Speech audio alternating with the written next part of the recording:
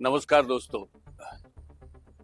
बड़े बुजुर्ग भी कह के गए हैं और हमारे जितने भी धर्म ग्रंथ हैं उनमें भी साफ तौर पे लिखा हुआ है कि आपकी एक जरा सी चूक आपकी जिंदगी को तबाह कर सकती है। आपकी जिंदगी का एक फैसला आपके लिए मुश्किलें खड़ी कर सकता है। व्यक्ति की जिंदगी में भी यही लागू होता है और राजनीति में भी यही लागू होता है। राजनीति में आपका एक चाल, आपका एक फैसला आपकी शतरंज की बिसात को पूरी तरीके से बिगाड़ के रख सकता है। आप जीती हुई बाजी भी हार सकते हैं। आज हम आपसे बात करेंगे एक युवा नेता जिसको सफर बहुत लंबा करना है, लेकिन एक जरा सी चूक ने उसके रास्ते के अंदर इतने अवरोधक लगा दिए कि अब उसको पार करने में उसे बहुत मशक्कत करनी पड़ेगी। ये युवा नेता है नरेश मीणा। देवली उनियारा से इस बंदे ने निर्दलीय चुनाव लड़ा। कांग्रेस से टिकट मांगा, कांग्रेस ने टिकट नहीं दिया तो निर्दलीय बतौर मैदान में उतर गया। निर्दलीय चुनाव लड़ रहा था सामने और बहुत तरीके से चुनाव लड़ा इस व्यक्ति ने। इसके फैन फॉलोइंग्स की संख्या भी काफी बड़ी, जबरदस्त तरीके से देवली उनियारा में बढ़ी और एक नया तरीके का आधार खड़ा करने का काम किया। हाड़ौती से आकर देवली उनियारा के अंदर आकर चुनाव लड़ना कोई हंसी मजाक का खेल नहीं है, जबकि देवली उनियारा के अंदर वैसे ही वोट बैंक के नेता पहले से जमे हुए थे। अब आप देखिए, विजय बैंसला भारतीय जनता पार्टी के हैं, उनका अपना एक आधार है। राजेंद्र गुर्जर जो वहां से जीते हैं, उनका एक अपना आधार है। इधर मीणा लॉबी के अंदर भी आप सोच सकते हैं हरीश मीणा का एक अपना वजूद है। इन सब नेताओं के बीच में नरेश मीणा ने जिस तरीके से सेंधमारी करी वो निश्चित रूप से तारीफ के काबिल है, और उस व्यक्ति ने जिस तरीके से अपनी चालें चली उस तरीके से आगे बढ़ता गया और धीरे धीरे करके उसने एक ऐसा आधार बना लिया और दावा भी उस व्यक्ति ने ऐसा किया कि जीत उसको निश्चित रूप से मिलेगी, कोई ताकत नहीं रोक सकती है। लेकिन कहते हैं कई बार जरा से जोश और होश के अंदर हम हमारा जोश को हावी कर देते हैं और होश को डाउन कर देते हैं, और जब जोश हावी हो जाता है और होश खो देते हैं तब निश्चित रूप से गलत फैसले होते हैं। चुनाव के अंदर मतदान का दौर चल रहा था, बहुत तरीके से नरेश मीणा की वोटिंग का काम किया जा रहा था, उसके फेवर में वोट डल रहे थे, सारी चीजें चल रही थी। लेकिन एक जरा सी गलती, उन्होंने एक एसडीएम को थप्पड़ मारा और मामला यहीं सबका बिगड़ गया, सारा रायता फैल गया। और वो उसके बाद में उनकी टीमों ने नरेश मीणा और उनके जो विवाद है उसको सुलझाने में लग गए, बल्कि वोटर्स को निकालकर वोटों में तब्दील करने का काम जो था मतदान केंद्र तक ले जाने का, वो साइड में हो गया। परिणाम क्या हुआ? नरेश मीणा चुनाव हार गए। चुनाव ही नहीं हारे बल्कि मुकदमों में फंस गए, और चुनाव बीते इतना समय हो चुका और अभी तक भी वो जमानत भी उनको नहीं मिल पा रही है। सरकार ने भी और पुलिस ने अब उनके खिलाफ जितने मामले थे उन सबको खंगालना शुरू किया और एक के बाद मामलों के अंदर चार्जशीटें पेश की जाने लगी। और अब वो इतना उलझा दिया गया उनको कि अब वहां से बाहर निकालना में उनको काफी मशक्कत करनी पड़ रही है। अब वो बाहर तो तभी आएंगे जब कानून उनको इजाजत देगा, कोर्ट उसको इजाजत देगा, जमानत पे वो बाहर आएंगे।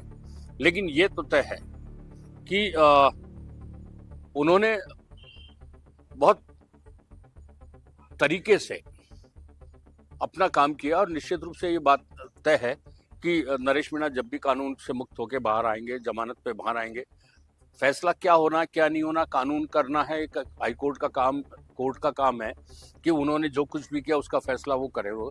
लेकिन सवाल ये खड़ा होता है, और कल तक जो नेता उनके साथ रहा करते थे वो अब नेता भी अब ये बातें करने लग गए कि नरेश मीणा को उस समय अपना होश नहीं खोना चाहिए था, और इतना अच्छा नेता, युवा नेता जो राजस्थान के लिए एक बहुत बड़ी धरोहर बन सकता था आने वाले समय में, लेकिन उसने वहां चूक कर दी।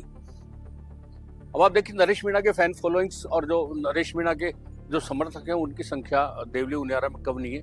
लोगों ने अपने गाँव का नाम नरेश मीणा भाई गाँव का नाम के साथ में जोड़ दिया और गांव के अंदर इस तरह की पोस्टर होर्डिंग ये लग गए, गांव के नाम के आगे नरेश मीणा भाई जोड़ दिया गया, जो ये बताता है कि नरेश मीणा की जो लोगों में पसंद कितनी ज्यादा है। वैसे तो नरेश मीणा बड़े नेताओं के साथ हमेशा रहे हैं।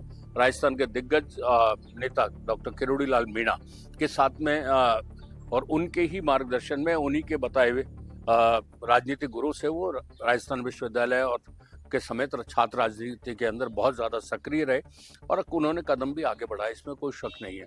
और किरोड़ी लाल मीणा हमेशा ये कहते आए हैं कि निश्चित रूप से नरेश मीणा उनका चेला रहा है, इसमें कोई शक नहीं। छात्र राजनीति में वो उनके साथ रहे और उनको जितना भी हम लोगों में ज्ञान है उसने बताने की कोशिश की, ताकि वो बिल्कुल सही ट्रैक पर चल के राजनीति के एक बहुत बड़े कद्दावर नेता बन सके।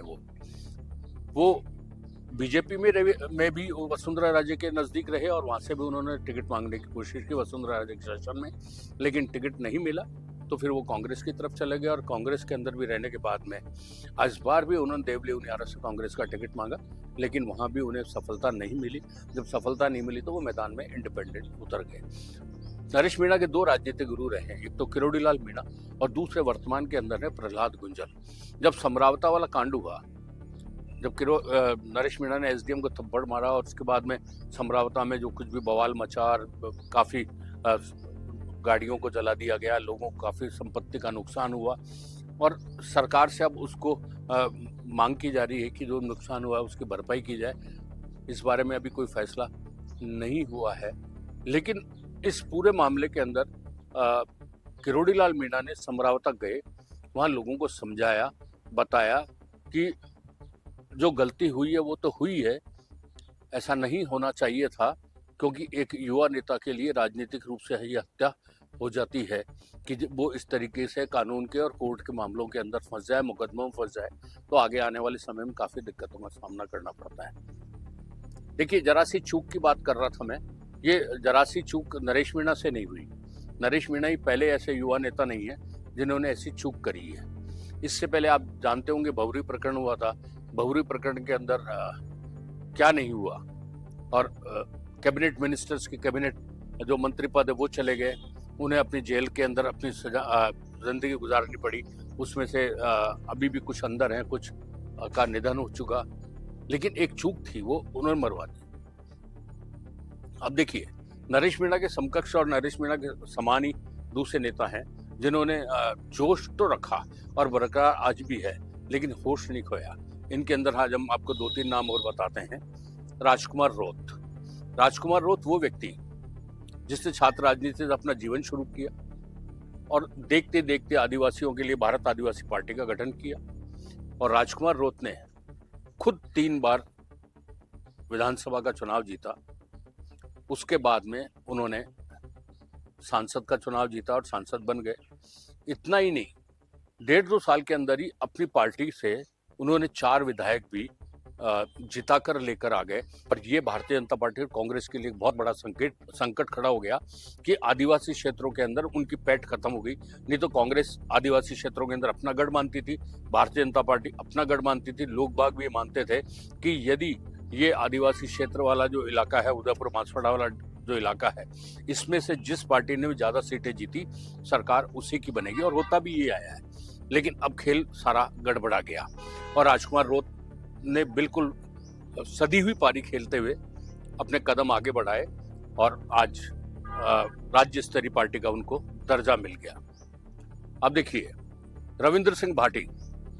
रविंद्र सिंह भाटी ने भारतीय जनता पार्टी से शिव विधानसभा क्षेत्र से टिकट मांगा था। उनसे बातचीत भी चल रही थी, सब कुछ हो भी गया था, लेकिन लास्ट मोमेंट्स पे उनका टिकट काट दिया गया। इसकी उन्होंने परवाह नहीं की और निर्दलीय चुनाव लड़ा। डंके की चोट के ऊपर चुनाव लड़कर वो विधायक बने। अब देखिए, निर्णय था, सही समय पे सही निर्णय किया, लेकिन प्रशासन से उलझने का काम नहीं किया। राजनीति अपने स्तर पे, प्रशासन से उलझना निश्चित रूप से मान के चलिए, कोई भी व्यक्ति हो, कोई भी सरकार हो, सरकार से बड़ा कभी कोई नहीं हो सकता है, शासन से बड़ा कभी कोई नहीं हो सकता है। बात कहने के तरीके और सलीके हों तो शासन, प्रशासन और सत्ता तीनों के लिए संकट होता है कि ये सही तरीके से चलने वाले व्यक्ति के लिए रास्ता क्या निकाला जाए। बहरहाल, लेकिन जिस तरीके से नरेश मीणा के समर्थक फिलहाल अभी इंतजार कर रहे हैं कि नरेश मीणा आएंगे, बाहर आएंगे। अब वो कब बाहर आते हैं वो देखने वाली बात है, लेकिन इंतजार है इसी बात का कि नरेश मीणा जल्दी बाहर आए। और हम भी उम्मीद करते हैं कि नरेश मीणा अब जब जमानत पे बाहर आएंगे और उनके मामलों को सुलझाना होगा, तो निश्चित रूप से मान के चलें कि नरेश मीणा राजस्थान की राजनीति के एक उदीयमान नेता के रूप में अपने आप को प्रतिस्थापित कर पाएंगे। और जो उनसे भूल और चूक जिस तरीके की हुई है कि जोश के अंदर जो होश खोने का जो जरा सा काम किया, उस एक जरा सी गलती ने उनके लिए मुश्किलें खड़ी की। भविष्य में इस तरीके की चीजें नहीं होंगी और एक वो परिपक्व राजनेता के रूप में राजस्थान की राजनीति में अपना दबदबा कायम कर पाएंगे। आप बने रहिए हमारे साथ, हम आपको यूं ही अपडेट देते रहेंगे हर पल हर क्षण राजस्थान की राजनीति के लेटेस्ट अपडेट्स का एनालिसिस बायजी डिजिटल मीडिया पर। आप हमें चैनल को सब्सक्राइब भी करें, लाइक भी करें और अपने कमेंट्स को निश्चित रूप से दें, ताकि आपके जो कमेंट्स हैं वो हमारे जो प्रोग्राम है कमेंट्स ऑन कमेंट्स, उसके अंदर भी आपके कमेंट्स को शामिल करके उसके जवाब दिए जा सके। आप बने रहे हमारे साथ और मुझे दीजिए इजाजत। नमस्कार।